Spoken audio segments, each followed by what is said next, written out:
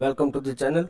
सबसे पहले bank Nifty को देखेंगे कि कल छुट्टी है, परसों कौन से लेवल पे हमें ट्रेड करना चाहिए। जैकपॉट के लिए आपको मैंने जो वीकली एनालिसिस का वीडियो डाला है उसमें जाके आप चेक करो। मैंने यहाँ पे आपको बार बार बताया था कि ये 2 दिन का ये सपोर्ट हो चुका है। जब तक ये ब्रेक नहीं करता पुट के साइड कुछ एग्रेसिव नहीं करना है। तो ये जैसे ही ब्रेक किया आपको बहुत ही अच्छा ट्रेड मिला और मैंने बार बार बताया था 1:3, 1:5, 1:7 तक का आपको प्रॉफिट मिल सकता है। आप जाके चेक कर सकते हो। और अभी भी उस वीडियो के अराउंड सब लेवल जो एक्सप्लेन किए हैं वो आपको देखना है, समझना है तो एंड स्क्रीन में वीडियो का लिंक डाल दिया है। 15-17 मिनट का वीडियो है तो आराम से देखो, तभी इतने बड़े प्रॉफिट आप कैप्चर कर पाओगे। जिसके अंदर मैंने आपको स्विंग ट्रेडिंग का भी समझाया था, इंट्राडे के जो लेवल्स है वो भी समझाए थे। अभी ये समझो कि यहाँ से ये जो सपोर्ट था, ये जो बार बार मैंने आपको बताया था कि ये बार बार टेस्ट हो चुका है। ये फर्स्ट टाइम हुआ है, ये सेकंड टाइम हुआ है, ये थर्ड टाइम है। तो इस बार ये रुकेगा नहीं, ये मैंने आपको बता ही दिया था। आप जाके चेक कर सकते हो। अभी हम क्या कर सकते हैं, अभी यहाँ से मार्केट में सेलिंग तो आ चुका है, तो अभी आपको सिर्फ इतना सिंपली रखना है कि जब भी ये कैंडल का लो ब्रेक करे आपको पुट के साइड ट्रेंड के साथ चलते जाना है और ट्रेड करते जाना है। लेकिन यहाँ प्रोबेबिलिटी जब भी इतना शार्प सेलिंग आता है उसके बाद क्या होता है, ये देखो ये नेक्स्ट दिन क्या हुआ, मार्केट गैप डाउन खुला, अपर साइड गया और बीच में क्लोज दे दिया। अगर यहाँ से गैप डाउन खुला तो 1 मिनट वेट करके आपको देखना है, वो मैं आपको 15 मिनट चार्ट में समझा देता हूँ। लेकिन अभी एक दो प्रोबेबिलिटी है, या तो मार्केट यहाँ फ्लैट ओपन होने के बाद फिर से शार्प सेलिंग आ सकता है, या फिर यहाँ कोई अगर गैप अप खुल गया मार्केट तो यहाँ एक इनसाइड कैंडल बना सकता है। जैसे कि यहाँ पहले कहीं बार बनाया, ये है इनसाइड कैंडल जैसा ही यहाँ आपको दिखाई देगा। और मैं आपको एक एग्जांपल दिखाता हूँ जिससे आपको थोड़ा आइडिया यहाँ क्लियर हो जाएगा कि हमें किस तरह से ट्रेडिंग करना चाहिए। यहाँ देखो कि यहाँ शार्प सेलिंग आया, उसके बाद यहाँ मार्केट रुक गया, एक इनसाइड कैंडल यहाँ बनाया, यहाँ एक इनसाइड कैंडल बनाया, तो थोड़ा सा आपको वेट करना है या फिर किस तरह से होगा। और एक एग्जांपल के लिए आपको ये दिखा देंगे ताकि आपको समझ आए किस तरह से आपको ट्रेड करना चाहिए। यहाँ देखो कि क्या हुआ है कि जैसे ही ये कैंडल का लो ब्रेक किया फिर से शार्प सेलिंग आ गया, तो यहाँ से थोड़ा सा आपको वेट करके ट्रेड करना है, कंफर्मेशन के बाद ट्रेड करना है। अभी 15 मिनट चार्ट के अंदर मैं आपको यहाँ दिखाता हूँ कि किस तरह से हमें ट्रेडिंग करना चाहिए। अभी बैंक निफ्टी का क्लोजिंग समझ लो 43,151 और 571.85 डाउन क्लोज आया है। 1.31% के आसपास क्लोजिंग आया है, तो ये ऑलमोस्ट बेरिश तो हो ही चुका है। लेकिन फिर भी बिना कंफर्मेशन के हमें ट्रेड नहीं करना है। मैंने 15 मिनट का जो चार्ट आपको दिखाया वहां भी मैंने आपको बार बार बताया था कि ये सपोर्ट एरिया बन चुका है, जब तक ये ब्रेक ना करे आपको कुछ ट्रेड नहीं करना है। अपर साइड ये रेसिस्टेंस एरिया है, इसके ऊपर हमें कॉल बाय करना है और इसके नीचे हमें पुट बाय करना है। लेकिन फिर भी आपने यहाँ कुछ एग्रेसिव थोड़ा सीरियसली ये आपने नोट डाउन किया होता तो देखो एग्जैक्टली यहाँ से शार्प सेलिंग आया है।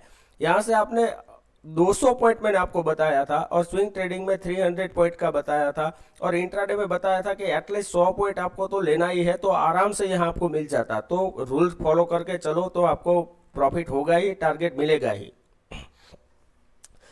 अभी पूरा प्रोबेबिलिटी समझो कि कौन से प्रोबेबिलिटी पे हमें बहुत अच्छा ट्रेड मिलेगा और एग्रेसिव क्वांटिटी में ट्रेड कर सकते हैं, कॉल के साइड या फिर पुट के साइड। अभी मानो कि यहाँ मार्केट फ्लैट ओपन हुआ और अपर साइड गया तो यहाँ ट्रेड ना करो। ट्रेड कब आपको मिलेगा ये समझो। अगर मान लो कि सबसे पहले कॉल के साइड ट्रेड करना है तो किस तरह से करेंगे।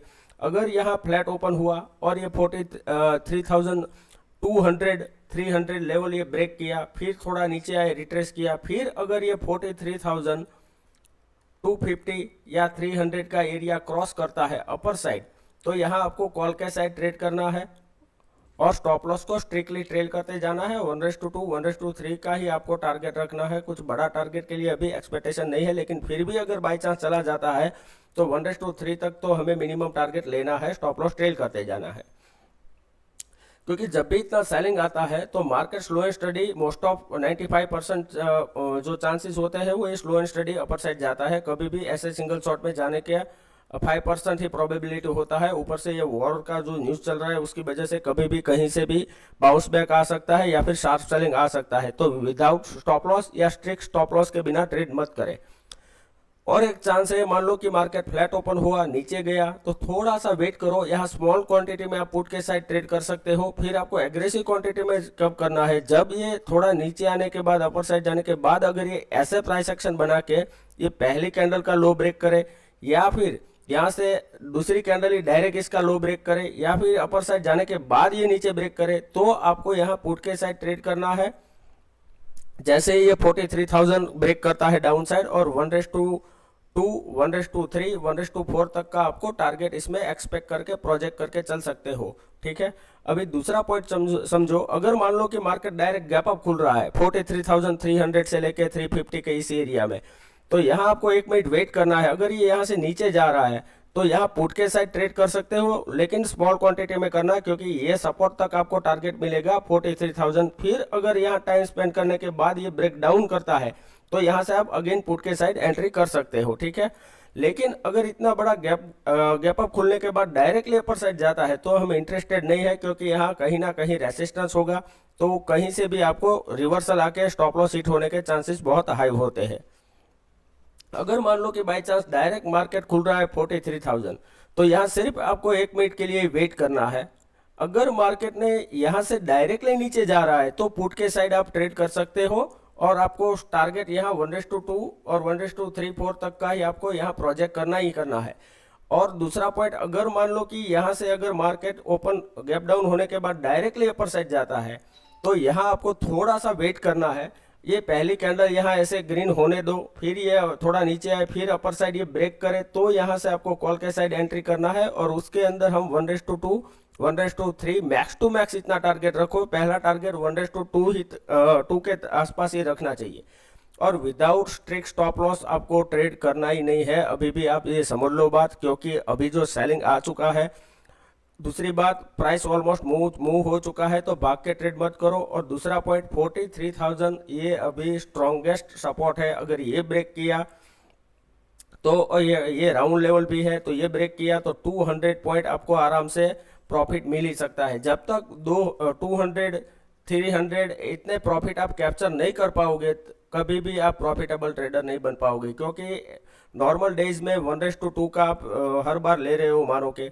तो जब भी इतना शार्प सेलिंग आया 1:5, 1:6, 1:7 तक का आपको जो रिस्क टू रिवॉर्ड मिल रहा है, ये ट्रेड आप जितनी बार मिस करोगे उसके बाद क्या होगा कि साइकोलॉजी ब्रेक होगा और आप भाग के ट्रेड करोगे, तो फिर मार्केट यहाँ से रिवर्स हो जाएगा। या फिर आप कॉल के साइड एवरेज करते जाओगे कि 300 पे लिया, अभी 200 हो गया है, आपने और बाय किया, फिर 100 हो गया, आपने और बाय किया, ये जीरो हो जाएगा, आपको कुछ मिलेगा नहीं। अगर बाई चांस वो फिर से अपर साइड गया तो भी ये 100 वाला मुश्किल से 200 तक आएगा, यहाँ कुछ आपको मिलेगा नहीं। तो कभी भी लॉस में एवरेज ना करो, ये कभी कभार आपको प्रॉफिट देता है, लेकिन जब भी इस तरह का ट्रेंडिंग मार्केट हो गया ना, आपका पूरा कैपिटल जीरो हो जाएगा।